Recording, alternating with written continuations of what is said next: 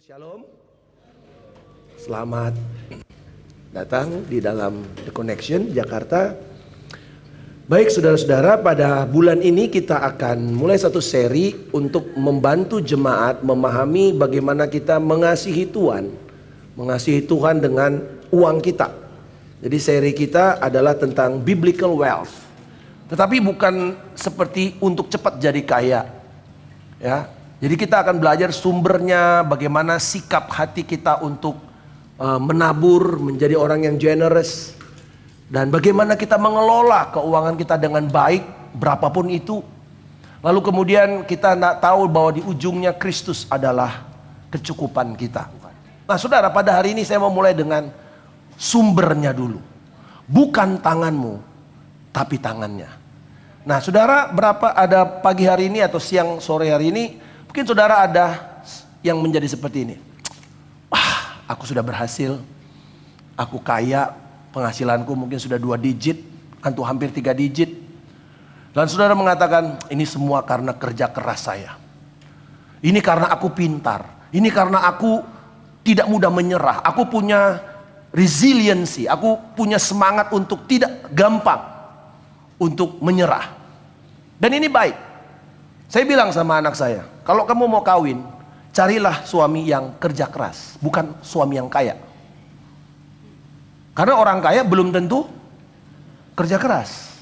Dia bisa malas karena mengharapkan kekayaan orang tuanya, dan dia jadi miskin. Tapi kalau saudara orang yang kerja keras, saudara bisa berhasil. Nah, orang-orang Tionghoa mengerti dan menganut mindset ini, ya, kerja keras. Alkitab juga mengatakan bahwa orang malas itu kemiskinan akan menyerbu mereka seperti tentara. Mager itu loh, bolak-balik kayak pintu. Jadi artinya ada orang yang mengatakan aku udah berhasil. Ini semua karena kerja keras saya. Why I need? Dan sebagai buktinya dia ingin semua kekayaan itu dia nikmati. Oh, aku bisa beli Bentley, aku bisa beli yacht, aku bisa beli segala macam. Atau mungkin saudara adalah orang yang kedua ini. Kenapa hidupku masih sulit? Ada banyak tagihan numpuk. DC di depan mundar mandir. Mata elang mundar mandir. Mungkin saudara juga mata elangnya di sini. Nah saudara-saudara, kenapa? Dan saudara mesti berkata, oh Tuhan, aku tahu ada peluang. Tapi kok kenapa peluangnya masih tertutup? Lalu saudara mungkin dalam hati engkau diam-diam berkata, Tuhan, kalau engkau begitu baik, kenapa hidupku masih seperti ini? Apa bedanya aku dengan orang yang diberkati?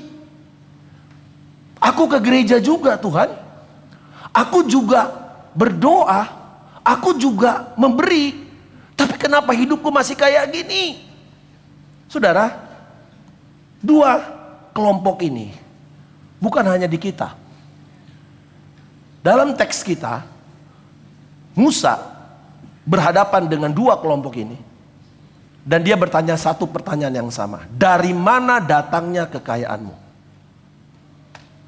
Itu pertanyaannya. Dari mana datangnya kekayaanmu? Apa sumber kekayaanmu? Dan kita tahu bahwa Keluaran 8 adalah kuliah umum kepada generasi yang lahir di padang belantara. Mereka bukan orang yang keluar dari Mesir. Mereka ini adalah orang yang hidupnya ngandalin mana dari sorga, ngandalin perlindungan dari Tuhan, tiang awan dan tiang api, tetapi hidupnya pas-pasan. Nah, waktu mereka akan diutus untuk masuk ke tanah Kanaan, di mana berlimpah susu dan madu, di mana nanti mana berhenti, di mana mereka harus berperang, mereka harus bertani, karena di padang belantara mereka tidak bisa bertani. Tuhan mau mengatakan kepada 2 orang ini, dari mana sumber kekayaanmu?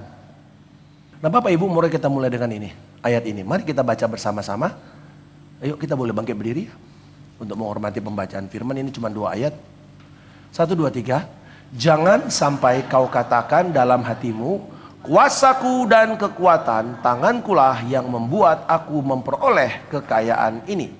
Tetapi haruslah engkau ingat pada Tuhan Allahmu, sebab dialah yang memberikan kepadamu kekuatan untuk memperoleh kekayaan dengan maksud meneguhkan perjanjian yang diikrarkannya dengan sumpah kepada nenek moyangmu seperti sekarang ini. Silakan Bapak Ibu. Jadi dia sudah berbicara, ada kata yang terus menerus dikeluarkan, yaitu jangan lupa. Berarti negatif. Ingat, sama juga positif. Ingat, jangan lupa. Dari ayat 1 sampai nanti ayat ke-19 ada kata ingat, jangan lupa. Ingat, jangan lupa. Nah Bapak Ibu saudara-saudara sekalian, ada 3 hal yang kita perlu belajar tentang dari mana sumber kekayaan kita. Karena nanti kalau kita tahu sumber kekayaan kita dari mana, maka memberi itu bukan pertanyaan. Membawa yang pertama kepada Tuhan bukan lagi pertanyaan. It's not become the issue lagi. Kenapa orang ribut dengan perpuluhan, gak perpuluhan, menabur dan gak menabur? Cuman satu, kamu gak tahu dari mana sumber kamu. Kamu merasa itu hasil kerja kamu sehingga kamu bisa mendapatkan itu. Lalu kamu bisa menikmati seenak-enaknya. Orang dunia lakukan itu Bapak Ibu. Saya ingat bulan Januari kemarin saya berbicara mengenai higher life. Bahwa orang dunia sampai pada titik legacy. Tapi Alkitab sampai pada level penata layan, steward. Orang dunia tidak bisa masuk di dalam level steward. Karena steward penata layan itu hanya bisa dia sadar segala sesuatu datang dari Allah, oleh Allah, untuk kemuliaan Allah. Roma 11 ayat 36. Kalau saudara nggak ngerti itu, nggak heran engkau ribut dengan perpuluhan nggak perpuluhan. Tahu dulu apa sumbernya, dari mana datang sumbernya. Nah yang pertama saudara, Musa mengingatkan kita bahaya kesombongan kognitif. Kognitif itu pengetahuan. Musa menyerang pikiran. Pertama adalah di mindset. Dia serang pikiran, bukan tindakan dulu Bapak Ibu. Pikiran dulu. Ini adalah dosa yang tidak terlihat di pikiranmu. Dia katakan bahwa janganlah kau katakan dalam hatimu. Betul? Berarti belum ngomong kan? Belum terdengar. Jangan kamu katakan bahkan di dalam hatimu. Kekuasaan. Nah saudara perhatikan baik-baik. Kata koah. Kuasa, koah. Dan kekuatan tanganku, otsem. Ini 2 kata yang penting saudara. Yang akan membuat kita mengerti apa bahaya kesombongan di dalam pikiran. Saudara mungkin mengatakan, saya ini berhasil karena saya cerdas. Saya pinter. IPK saya cum laude, summa cum laude. Bapak Ibu, saya dosen. Banyak orang-orang yang summa cum laude, summa cum laude. Magna cum laude 4.0 nggak jadi apa-apa tuh waktu kerja. Saudara tahu? Nggak jadi apa-apa. Ada SMA valedictorian, nggak jadi ada apa-apa. Tapi anak yang bengal, yang begaul sana sini, tiba-tiba udah jadi bos besar. Jadi laupan dia. Kenapa? Sederhana. Dia menguasai satu ilmu yang tidak banyak dikuasai orang, yaitu network. Network makes your net worth. Jaringanmu itu mempengaruhi hasil bersihmu. Jadi berkawanlah kita. Membangun relasi lah kita. Tapi kalau saudara pintar hanya cupet di dalam kungkungan dirimu, engkau boleh pintar. Tapi nggak bermanfaat siapa apapun. Nah saudara-saudara dikatakan jangan kamu bersombong karena kamu cerdas. Lalu dia katakan pertama koaf. Koah ini artinya kekuatan aktif yang keluar. Berarti ini orang yang kerja keras, yang produktivitasnya bisa diukur dengan berapa lama dia kerja. Oke, mungkin dari pagi 12 jam dia kerja. Ya, saya tahu karena saya di Medan, orang-orang Hokkien itu kerjanya keras. Ya, buka toko, orang-orang belum itu makanya ada istilah early bird. Burung dengan yang dapat worm atau cacing yang baik itu adalah waktu yang pertama, sepagi-paginya. Makanya early bird selalu dapat diskon kan kalau kita ada early bird. Tapi banyak orang nggak ngerti, makanya udah mepet-mepet aja bayar, makanya lu mahal. Nggak memanfaatkan, nggak punya hikmat. Jadi mereka bilang gini, oh jangan sampai kehilangan kangtau. Orang masih tidur, gua udah buka toko. Orang udah tidur, toko gua masih buka. Makanya warung Madura menjadi ancaman, saudara. Iya. Betul nggak Pak Ben? Pak Ben cuma tutup sampai jam berapa? 9. Iya, walaupun kalau diketok masih ada. Udah kayak dokter mereka. Ya, Bu Joko gitu kan. Ada galon, ada. Saudara-saudara, ini loh, orang jadi ancaman. Bahkan Alfamart, Alfamedia aja kalah sama warung Madura. 24 jam. Tetapi apakah itu jaminan diberkati? Enggak. Nah, yang kedua, otsem. Otsem itu dari kata tulang. Ya. Dari kata tulang, estem atau etsem. Tulang, kemarin kita sudah belajar, tulang dari tulangku. Sesuatu yang keras, sesuatu yang dari dalam. Artinya ini bicara mengenai kekuatan yang tersembunyi. Kekuatan yang ada dalam diri seseorang. Kalau kita bicara sekarang, talent, kekuatan bawaan. Ya, talenta bawaan. Nature talent, orang itu bisa main musik. Orang itu bisa motoriknya bagus, cepat. Orang itu bisa mungkin lihat gambar itu langsung punya photographic memory, macam-macam. Tetapi Bapak Ibu, ini tidak boleh kita samakan dengan perumpamaan 5 talenta ya. Bukan. Gak ada hubungannya itu. Karena 5 talenta itu bicara mengenai apa yang Tuhan beri kepada kamu, panggilan kamu, lalu kamu bikin apa dengan panggilan kamu itu. Tetapi ini adalah natural talent. Orang lahir dengan kemampuan untuk bisa melakukan sesuatu. Mungkin kapasitas kognitif, dia pinter. Atau bakatnya dia untuk tahan secara internal. Atau potensi yang bahkan tidak selalu kita sadari. Kamu ternyata bisa loh ini. Oh iya ya. Nanti ada orang lain yang liatin.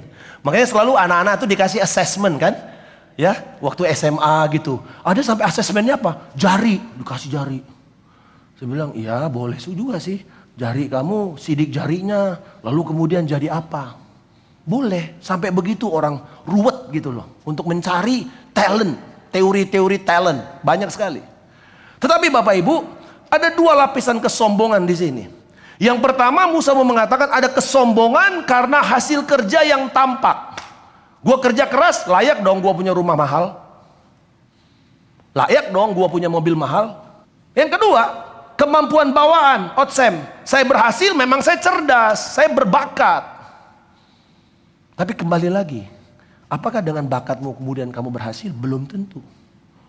Nah dikatakan bahwa, atau kembali lagi, ya, ini otsem ini bisa sombong. Ya memang gue dari sononya udah gini sih, udah pinter. Ya gila. Itu kadang-kadang gini. Sombong gitu loh. Tetapi Bapak Ibu, ini kita bicara mengenai apa yang Alkitab katakan tentang Koah dan otsem ini. Paulus mengatakan begini, sebab siapa yang menganggap engkau begitu penting? Siapa? Apa yang engkau punyai yang tidak engkau terima? Jika engkau memang menerimanya, mengapa engkau memegahkan diri seolah-olah engkau tidak menerimanya? Adakah kita lahir ke dunia ini keluar sendiri, brojol sendiri? Ada orang yang menolong kita. Berarti kita hadir ke dunia pun kita menerima bantuan dari bidan, bantuan dari suster, betul gak? Kecuali saudara udah brojol langsung begitu. Kayak saya di dapur. Lahir di dapur saudara, brojol. Gak ada, bidannya telat. Tapi saya lebih parah lagi, ada nenek-nenek di waktu itu di Asem. Kita melayani, dia brojol di itu lagi, di got. Saudara-saudara, tidak ada satupun yang kita ini tidak terima. Kalau mati nanti, ada. Saudara, kan ada orang itu yang ribut waktu dia mati. Udah ribut, hartamu gimana, papa gimana, harta gini. Udah nanti kalau gua mati, gua jalan sendiri aja ke pemakaman. Ribut aja semua kalian. Saudara-saudara, bahkan waktu kita mati pun kita masih menerima pertolongan dari orang. Artinya, bagaimana Musa, perkataan itu digemakan kembali 2000 tahun kemudian oleh Paulus. Jadi pertama sumbernya adalah Tuhan. Ini bukan berusaha merohanikan. Tapi betul-betul mari kita sadari. Semua dari Tuhan. Yang kedua, ingat siapa sumbermu. Jadi jangan lupakan, ingat. Dialah yang memberikan kepadamu kekuatan. Tetapi haruslah engkau ingat. Nah ini saudara, wa Zakarta. Ini bukan Jakarta, Zakarta ini ya. Jadi tapi Zakarta itu ada di Alkitab. Zakarta artinya ingat. Zakar. Ingat. Jadi waktu Abraham, waktu Eliezer itu bersumpah. Tahu saudara? Untuk dia cari anak mantu, si Ribka itu. Eliezer itu suruh pegang, dikatakan di pahanya. Tapi di dalam bahasa aslinya dikatakan begini. Kau pegang buah zakar nih si Abraham. Supaya kau tidak lupa apa yang menjadi misimu. Bapak Ibu, haruslah engkau ingat. Apa yang kau ingat? Pada Tuhan, sebab dialah yang memberikan kepadamu kekuatan untuk memperoleh kekayaan. Jadi di sini kata wazakarta itu sebuah perintah yang mengalir secara berkesinambungan. Jadi bukan cuma ingat seminggu sekali, bukan. Atau ingat waktu saudara udah mau mepet bayar tagihan, Tuhan engkau adalah sumberku. Tapi waktu gajian lupa saudara. Saudara lebih ingat kantong merah, kantong orange. Saudara lebih ingat apa yang akan saudara pesan nanti di online. Tapi Bapak Ibu dengar baik. Haruslah engkau ingat terus menerus. Ada beberapa kali di dalam konteks ayat 8 ini. Dikatakan hati-hatilah. Jangan melupakan. Ingat perjalananmu di padang gurun. Ingat dia sebagai sumber. Artinya mengingat Allah sebagai sumber adalah orientasi kita terus menerus. Harus terus ingat. Yang bikin saya dapat uang ini Tuhan. Nah perhatikan. Cayil, katakan sama-sama cayil. Cayil, ya ini bukan bahasa India. Caya gitu ya, bukan. Cayil itu apa saudara? Cayil ini. Kapasitas untuk berkarya. Allah itu gak kasih sama saudara duit jatuh dari langit 100 juta. Enggak. Ada seorang yang mengatakan begini. Kalau ada orang tidak mampu mengelola 1 juta pertama dengan kerja kerasnya, dia nggak pernah akan dipercayakan 10 juta atau 100 juta. Dari mana saudara buktikan? Lihat orang yang menang lotre. Lihat orang yang menang judi. Makanya judi tidak pernah datang dari Tuhan. Itu kejahatan di mata Allah. Karena engkau mau mengatakan, Tuhan, lu nggak pasti, ini lebih pasti. Bapak Ibu dengar baik, ini serius. Dunia kita saat ini mau menawarkan itu terus. Ayo, Bapak Ibu, saya ngeri lihatnya di Senen, orang duduk-duduk. Ini gaji cuma 50 ribu, gaji cuma 20 ribu. Tapi tiap hari slot 2 ribu. Bapak Ibu dengar baik. Dikatakan Allah tidak pernah memberikan kamu duit jatuh dari langit.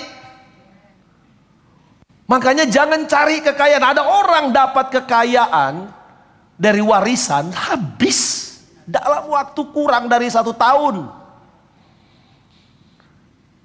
Tetapi ada orang yang dia tidak dapat apa-apa. Tetapi kemudian Tuhan memberikan kepada dia hikmat. Bagaimana kamu bisa menghasilkan kekayaan. Jadi Bapak Ibu, ini sebuah makna yang luar biasa penting kekayaan kata cayil ini. Yaitu satu adalah ability untuk menghasilkan produktivitas. Dari mana? Satu, kesehatan.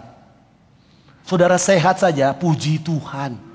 Aduh hari ini saya udah 4 hari karena ditinggal istri, saudara sakit. Aduh, saya nggak bisa tidur sampai jam 4 pagi. Panas, menggigil. Kemarin saya khotbah itu udah keringat dingin. Hari ini saya ini curhat-curhat lah ya.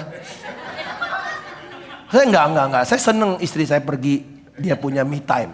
Karena saudara kalau 30 tahun ke atas nanti menikahnya itu penting. Ya, jadi jangan iri saudara ya. Nggak apa-apa, dia me time saudara. Tapi kemudian betapa berat kalau kita tuh sakit. Betul? Yang insurance, sakit mahal ya. Betul ya Leo? Sakit mahal kan? Berapa sekarang insurance? Oh, 25 juta 1 tahun. Mahal sekali, betul. Puji Tuhan ada BPJS, haleluya. Yang penting saudara drama-drama, saya diajarin sama si Sam. Pak, yang penting drama-drama aja Pak di IGD Pak. Pasti langsung masuk. Dapat langsung kamar Pak. Gitu ya, drama-drama juga ya. Karena dia kan, nah saya bilang, Sam adalah sutradara. Saya bilang, Sam, ngapain sih kamu di Bandungan sana ngumpet-ngumpet? Pak, dia bilang, saya dibayar mahal untuk berimajinasi, menghayal. Jadi dia menghayal tuh dapat jutaan dolar loh. Ya, dia dibayar mahal untuk menghayal. Jadi artinya gini, menghayal itu penting gak? Bukan menghayal jelek. Bermimpi. Bukan bermimpi aja, betul-betul menghayal. Karena dia mesti menghayal itu ide-ide, berimajinasi. Kalau burung cuman begini, ini burung warnanya ini. Nah itu imajinasi, itu mahal Bapak Ibu. Indonesia belum menghargai itu. Makanya anak-anak Indonesia banyak kerja di luar untuk animator-animator. Gak bisa di sini mereka, masih belum bisa dibayar seharga apa yang dia bayar oleh orang-orang di Amerika. Bapak Ibu ini loh. Dosen yang punya ilmu. Itu mahal ilmu. Tapi bagaimana nasib dosen? Coba lihat. Di bawah UMR. Udah kerja keras. BKD. Tulis jurnal. Macam-macam. Masih keluar duit. Istri saya bilang gini, kamu ngapain sih? Udah kamu yang tulis buku. Kamu yang terbitin juga. Kamu yang beli juga. Cuman apa? Cuman untuk meninggalkan legacy. Ilmu itu mahal Bapak Ibu. Tapi berapa di antara kita masih menghargai ilmu? Gak ada. Makanya teman-teman diaspora ke Indonesia gak berani balik. Gak seperti Singapura, gak seperti China. Yang mereka bayar mahal orang-orang yang belajar dan pulang ke negara mereka. Dan mendapatkan tempat. Kecerdasannya. Lalu koneksi, saya katakan tadi network. Lalu semangat. Untuk tidak menyerah. Makanya kita perlu teman-teman. Kita perlu komunitas. Untuk mengatakan, bro jangan menyerah. Come on, do it. Ayo let's go. Fight. Bapak Ibu, ketika kita menyadari kesehatan, kecerdasan, kepintaran, ide, koneksi, semangat adalah kemampuan Allah diberikan kepada kita untuk menghasilkan kekayaan. Maka tidak sesuatu yang berat. Ketika kita mendapatkan hasilnya, kita mengatakan, Tuhan, Engkaulah yang memberikan ini. Aku ingin mengingat Engkau lebih dahulu. Itulah alasan kenapa kita memberi yang pertama dan terbaik. Karena saudara ingat dari mana semua datangnya itu. Coba saudara sakit. Ya kalau saudara sakit masih dapat ini, tapi kalau saudara sakit udah dipotong lagi, udah seperti Ivon, udah dipotong lagi apa semua, habis lama-lama nggak masih masuk sekolah, dipotong, nggak dapat apa-apa. Saudara lihat, sakit aja berat. Saudara nggak punya network, berat. Jadi mari kita belajar untuk melihat Tuhan memberikan kepada saya. Nah, yang terakhir dari firman Tuhan bahwa ia yang oleh karena kamu menjadi miskin. Saudara perhatikan baik, persatuan dan keintiman dengan Tuhan mengalir untuk memampukan kita hidup dan berkarya. Amin. Punya relasi dengan Tuhan. Yang ketiga, yang terakhir, kelolalah kekayaanmu untuk tujuan perjanjian. Dikatakan kekayaan. Nah, ini menarik Saudara. Kata kekayaan di sini yaitu kata di mana lemaan, ya, lemaan. Kata lemaan itu merupakan satu tujuan. Jadi dengan maksud meneguhkan perjanjian. Jadi kamu dapat kekayaan dengan maksud meneguhkan perjanjian. Bapak Ibu, saya mempelajari kehidupan orang Yahudi. Orang Yahudi sekaya-kayanya bapaknya, Nggak pernah dia langsung anaknya sekolah di luar negeri balik langsung di CEO. Nggak pernah. Anak itu diajar dari groundwork. Misalnya kalau bapaknya punya hotel, dia disuruh dulu untuk jadi housekeeping. Benar, kerja. Supaya dia tahu dari A, dari hulu ke hilir. Dia tahu bisnis itu. Supaya ketika bapaknya mati, dia bisa lanjutkan lebih baik. Tapi coba Indonesia. Perusahaan-perusahaan besar, konglomerat kita. Generasi pertama. Generasi kedua. Karena tidak mengerti bahwa Allah memberi power to produce, bukan wealth-nya. Jangan tunggu warisan. Kapan bapak gua mati ya, supaya aku dapat warisan? Jangan. Loh iya benar. Saya, ketika papa saya meninggal, ada satu rumah. Lalu kemudian saya bilang begini, Vi, gimana ini? Saya udah gak mau ngurusin rumah ini. Udah jual aja. Lalu saya bilang, terus gimana? Kita punya 2 janda, 3 janda, lalu kemudian saya punya adik. Kalau dibagi 5, aduh dikit banget. Terus saya bilang gini, kamu oke nggak kalau kita nggak perlu dapat? Oh iya, silakan aja. Bapak Ibu, akhirnya itu dibagi 4. Kakak saya sebenarnya nggak punya anak. Sebenarnya dia secara legal nggak perlu dapat. Tapi saya bilang, Alkitab bilang itu janda. Perhatikan hidup janda. Saudara, saya nggak perlu. Bukan berarti saya nggak perlu duit. Tapi saya belajar. Saya nggak nunggu warisan untuk saya bisa diberkati. Orang berapa banyak ribut dengan warisan. Bunuh-bunuhan dengan warisan. Nah akhirnya ini logika perjanjian kita. Bahwa kekayaan itu bukan tujuan. Katakan kekayaan bukan tujuan. Tetapi instrumen. Ya, jadi alat. Bukan tujuan. Jangan jadikan kekayaan tujuan. Saya mau jadi kaya. Kamu nanti jadi kaya, kamu jadi keras, kamu jadi gak kejam, kamu gak lihat orang, kamu gak lihat keluargamu. Karena uang tidak punya mata. Kamu bisa bunuh saudaramu demi uang. Uang tidak punya mata. Mau saudara kamu, mau teman kamu yang kamu bangun dari awal susah-susah, wow bisa hilang. Karena jangan jadikan kekayaan tujuanmu. Tapi apa yang menjadi tujuan? Perjanjian Allah. Jadi kekayaan sebagai orang Kristen, pertama, kalau kita terima, kita bersyukur kepada Tuhan bahwa kita diberkati. Amin saudara. Kita diberkati setiap kali kamu terima gaji, masuk ke dalam rekeningmu, Tuhan aku bersyukur. Even itu kecil, Tuhan aku bersyukur. Ada kemarin satu anak, dia kerja, lalu dia lari ke antara shelf gitu. Lalu dia duduk, dan dia hitung gajinya pertama. Aduh, gue lihat duitnya gak banyak. Tapi dia seperti bilang, aduh berharga sekali. Bersyukur. Yang kedua, kekayaan harus kamu kelola dengan hikmat. Nah ini nanti Ibu Vivi yang ngajar. Bagaimana mengelola kekayaan itu dengan hikmat. Lalu kekayaan dibagikan dengan murah hati. Nah ini nanti giliran Pak Roni yang akan bagikan ini. Bagaimana kekayaan itu mesti kita bagikan dengan kemurahan hati. Bagaimana kita punya mindset sebagai orang yang generous, sebagai filantropik. Sekarang dunia kepengen orang itu jadi filantropik. Tapi filantropik artinya mencintai manusia. Adalah orang-orang Kristen pertamanya. Mereka kaya tapi mereka bagikan kekayaan mereka kepada orang-orang miskin. Lalu kekayaan tidak boleh menjadi berhala. Artinya penyembahan kita bukan kepada kekayaan, tetapi kepada Tuhan yang memberikan kita kekayaan. Amin saudara. Nah, di Galatia, Yesus rela menjadi miskin. Supaya kita yang kaya, supaya kita bisa kaya secara rohani. Jadi saudara-saudara mari pada hari ini, kita ingat ini saudara. Semua ini bukan dari tanganmu, tapi dari tangannya. Mari kita bangkit berdiri. Thank you Lord Jesus.